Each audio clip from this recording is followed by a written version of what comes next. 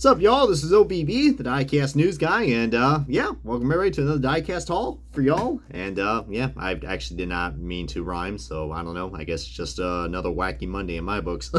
But yeah, nothing more crazier than uploading a video right after the day after. I just went to another race trip, guys. As you guys know, I've I already went to the Dayton 500 and the Darlington Spring Race, but now the third race on my schedule for this year was Atlanta Motor Speedway, or should I say, Atlanta Super Speedway. Yeah, just kidding, guys. That would definitely probably I coming into this race, I was definitely very divisive. Especially I went there for the Xfinity race and the Cup Series. Can't really say too much about the Xfinity Series. I mean, Xfinity. I mean, Ty Gibbs crashed, so I guess that was cool. But the ending and the last closing laps were very anticlimactic. So yeah, Austin Hill won, so that's cool. Saw that guy win twice now, so yay, got the deuces. And then the Cup Series race, that was I don't know how I feel about that. The Cup race was definitely, I don't know, I feel like I'm kind of contradicting myself, and it's going to be like a huge oxymoron. But the point I'm trying to say is that the Cup race was entertaining, but it just felt wrong to like this because it's Atlanta. But this is the new Atlanta, so we kind of accept it. Feel free to comment below if you guys have anything to say about Atlanta Motor Speedway or whatever the hell you guys want to call this track. But it was definitely interesting. I mean, both my guys, Blaney and Truex, were running well to a certain extent. But hey, the good old homeboy, Chase Elliott, and please remind me I'm not going to say that ever again. Holy Lord, Brian.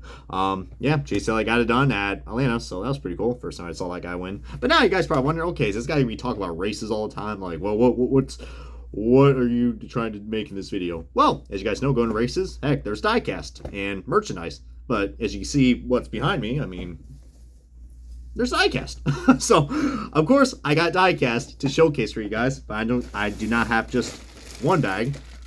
All right, we got a second and we got a third. Now don't worry, y'all, these bags aren't all full, or that all of them are not full. All right, there's about, maybe I say like a limit of 5 diecast in each bag, so heck, I'm not making money, so but I decided to go ahead and probably showcase you guys. Let's go ahead and start off with the diecast that I had to pick up first, because if you guys haven't noticed, these last few weeks, for $12 at the haulers, the next gen diecasts have been here. So of course I was already preparing myself and be like, all right, well, it's already gets down expensive because $12 is a lot of money for 1/64 scale diecast. But I already had in the back of my head, I was like, all right, I'm ready to go ahead and get, I'm already listing some of the cars that they already had at the track, like the Bell DeWalt car and the Bowman Ally car. But little did I know that there was actually a lot more that came out. So, but I'm going to go ahead and shop now and showcase you guys what I got. Speaking of the car, this is actually one of the first views I got. I'm going to showcase what I got here at the JGR hauler. So the first one I got right here, we got ourselves Christopher Bell's 2022 DeWalt Toyota Camry for Joe Gibbs Racing. Look at that right there, the nice DeWalt sponsorship. But even better, we got ourselves the chrome number. Look at that shit, the chrome number. Look at that. That looks really, really cool right there. But just, yeah, that looks really nice, guys. I mean, I was not a big fan of when they first announced the DeWalt car. You know what, man? It doesn't look too bad. I mean, especially now since they kind of added more sponsorships to it. Well, it does have the I almost said Yoo-hoo. Yeah, Yoo-hoo, baby. The Yahoo car, the Yahoo sponsorship. But hey, I mean, people with customs could probably make this, but this scheme is starting to grow onto me a little bit now since I'm kind of getting used to the next gen cars. All right. Now this one absolutely came off my surprise. I was like, oh my god, they actually had this. And little I know, he actually ran this car at this race, so I was kind of considering this car as a good luck charm. And his brother, Ryan, also kind of ran a scheme like this as well. They got Mark Truex Jr.'s 2022 Auto Owners Insurance car now at the JGR haulers. This one just came off by a big surprise. Lionel didn't announce this or anything. Usually they would make a post about it, what's at the haulers, because, they did that with the last few weeks at Nashville and Road America. I think Gateway as well, I think. But this just came off by surprise. Like, I was just there looking at the haulers. Like, they had Bubba Wallace's Talladega win, his first Cup win. They had the Christopher Bell car. And then they had this. I was like, oh boy, things are getting juicy. So, and they also have the 1/24 scale version of this. But sorry guys, I'm not paying $100 for something that that just, I don't know. I probably am not going to collect that much 1/24s anymore, because $100 is a lot of money, especially for these cars. And a lot of people will be like, well, why are these cars so expensive? Well, they are air fried, all right. And basically what that means is that it's like they are basically air delivered. So you know, these things are gonna be not. These things should be coming out very soon, but from what I've seen so far, it could be like weeks, months. I mean, who knows at this rate? But yeah, the tracks right now, the track haulers, the only way to get these 2022 diecast. Unless you want to spend a lot more money and go on eBay. I mean, man, good luck trying to waste your money there because it'll go quick. Now, this next one, I know a lot of people are going to go crazy over, and I have a feeling that this car will sell out. I'm going to go ahead and tell you guys the cars that already sold out at the haulers. The Harrison Burton Ford Motorcraft car, the 1/64 scale, that sold out. The Chase Briscoe Mahindra tractors, which I got that like right behind me, like right there. Look at me, I have no sense of direction. I'm like, which way am I pointing? But yeah, those two cars are sold out. But this one I think is going to sell out quickly because this is the final year we got for this guy with the sponsorship. Kyle Busch's 2022 M&M's Toyota Camry for Joe Gibbs Racing. Look at that. That is just freaking beautiful. The final primary M&M scheme that we got for Kyle Busch. And this one just, again, I was so surprised when it came out. When I saw that, I almost literally passed through the Kyle Busch trailer. I was like, okay, they just got, you know, the 2021 cars now. I'm like, wait a minute. I see I see something that looks peculiar. And that's what this was. But I know this is probably going to be the one a lot of people are going to want me to review right away. Getting on to some more other cars. I only picked up, you probably wonder how many I picked up, guys. Those three I showed you guys are actually going to be going in my personal collection. But these other two I'm showing, I will be reviewing, and I'll be giving them away to two good buddies of mine. But this one right here, this one is actually going to my good friend Nick. He's a big fan of this guy. But this is a new release that just came out at the Penske haulers. Joey Logano's 2022 Auto Trader Ford Mustang for Team Penske. As you guys see right there, this still has, like, you know, the lot that it still has that chrome silver rims that we've had on the Ryan Blaney and Austin Cindric cars. And a lot of people are like, well, what's so bad about these with the chrome rims? But if you guys look, like, there's no really much, like, you know where the little black details are? Like, basically, what I'm trying to say is, like, the whole rim is colored silver. Like, there's no, like, black outlines to kind of make it look more, you know, authentic. It looks kind of cheap. I know I forgot to mention about that in my Ryan Blaney review, but I'll probably mention it right here because, you know, I'm kind of now over the honeymoon phase of these next-gen cars, and now I got to start getting a little critical. So, but yeah, like I said, I will be reviewing this, and I'll be giving this away to my good buddy Nick from Instagram. And this one, I think, is probably the one a lot of people will be really excited for.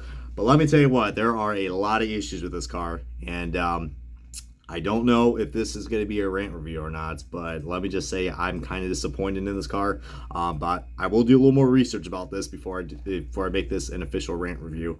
But this is Alex Bowman's 2022 Ally car. Now, looking at it at first glance, you're like, okay, you know, it looks pretty good. But guys, the lighting in my room kind of doesn't really showcase this, guys. You know how the Alex Bowman car is supposed to have like a nice, bright, creamy white? Well, it doesn't look like a white at all, guys. It's like more of like a beige cream color, if you know what I mean. Like, I don't know, like, it's really weird. I mean, it's kind of hard to tell, but like in good lighting, you can see. I mean, it doesn't look too bad on camera. And then another thing I noticed as well, guys, the rims. I mean, these are supposed to be like a gunmetal finish. I mean, I didn't even know the Hendrick cars had that, but just look at that, guys.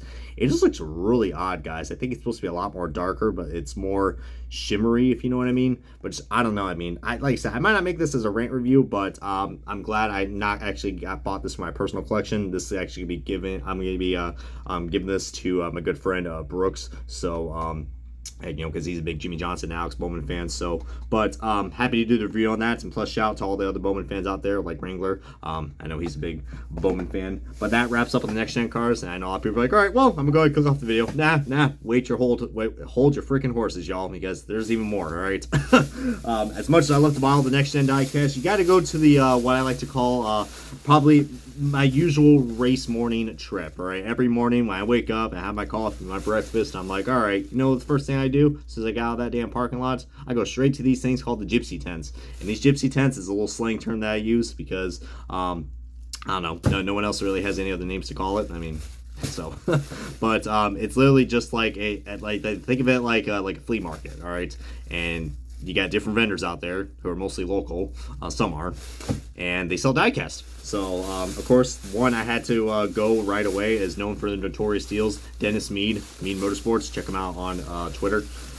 He's usually always at these NASCAR races, and I always pay him for a visit. and he's known for great deals. He's known for the iconic 3 for $20 deal, but because of inflation, it's now 2 for $15. So these 2 die casts I had to get, and I'm kind of glad I got these because, you know, I refused to get these cars in Wave 13 of NASCAR Authentics 2021. So if you guys are looking forward for me to review this car, this is Austin Dillon's 2021 Bass Pro Shops Tracker Off-Road NASCAR Salutes Patriotic Scheme. Really cool. I absolutely do love the vibrancy of this car. Looks really nice. But yeah, and they also sell this at the haulers as well, but $12, not worth it, guys. And then this one, I think this is probably one I'm looking forward to review right away, along with this 2022 car. We got the Alex Bowman Nashville car, guys. The Nashville fan vote car that I think what Dale Jr. won. This was his design, which is really cool. As you can see, the colors are a lot more accurate compared to what like the greenish that we had on the front, like a blue faint green on the you know, that freaking crappy PTC moldaway from Wave 13. so glad that these are not exclusives and they were in the Gold Series. All right, and there was one more car that I picked up, and you guys know I'm a big fan of the Team Caliber diecast. Especially if you guys know I've been reviewing the Team Caliber Owners Elite Series. I love these diecasts because, you know, you got the removable chassis and the smallest details, like even down to like the interiors, everything, man. They're just completely detailed. This one caught my surprise. It's an iconic paint scheme from 2002, and I said I had to get it. And since I'm already on a grind with this sponsor, I might as well go ahead because, you know, this year's sponsor is gonna be out with the bang. This is the 1/64 scale diecast Owners Elite Team Caliber car of Ken Schrader's 2002 M&M's car. Holy crap, guys. When I saw this, I literally just had to take it off, and it was only $5. I mean, I could have got a little more cheaper, but man, for Owners Elite scale 1/64 scale diecast, which, like I said, rubber tires, metal chassis, fully detailed metal chassis, and you can even take the freaking it's like the Total Concept cars where you can take the whole metal body off the car and see all the, you know, the nooks and crannies, which I just love this, guys. This is just something I love doing, so of course I'm sure you guys are going to want me to do a review on that. All right, and there was one more right across from me, Motorsports. Now I will say one thing, the fan village that they, well, not fan village, the fan village was great. I mean, it did saw a lot of cool stuff. You know, they had a lot of good you know, sponsors up at the fan village, but right across from Mead Motorsports for the Gypsy tents, there was this other little dealer that I kind of not seen before, but he had a good variety of diecast, especially a lot from like 2007. I was like, ooh, I love me some Tal 7 cars. But he had a lot of Revell diecast. And if you guys aren't familiar with Revell, they're kind of like these, but they're just a little more denser in the boxes. And they have just as much as good details they were. And those were like the go-to diecast. Well, those were basically the elite scale diecast in the 90s, if I had to put it. But yeah, this guy had some really insane deals. I mean, I'm talking like $2 for a Revell diecast, even $2 for this diecast that I picked up, which is not a NASCAR diecast, but it's a kart diecast. We got Jimmy Vaster's, looks like, I believe this is 1997. I'm just going to go by what it says right here. Watch all the IndyCar purists be like, that's not 97, that's 96, or whatever. But hey, man, you know, heck, I was just born after this car was run. But yeah, Jimmy Vaster's in the iconic #1 Target kart IndyCar. So how about that? That is really cool. But the iconic #1 Target, and you see it right there, the nice little lightning bolts. I mean, so iconic, and I don't know, I just had to get it because heck, man, it's just I love the Target IndyCars. I mean, so I had to put that in my personal collection. And now I mentioned that there's Revell diecast. Well, yeah. Now I was tempted to probably so basically this guy had like maybe like a good 1 or 2 boxes that were like yay high, maybe like this, full of Revell diecast, and I saw that, I was like, oh my god, we might find some good stuff. Now there were a lot of good pickups I saw, but I just had to get some of these. I only picked up 3.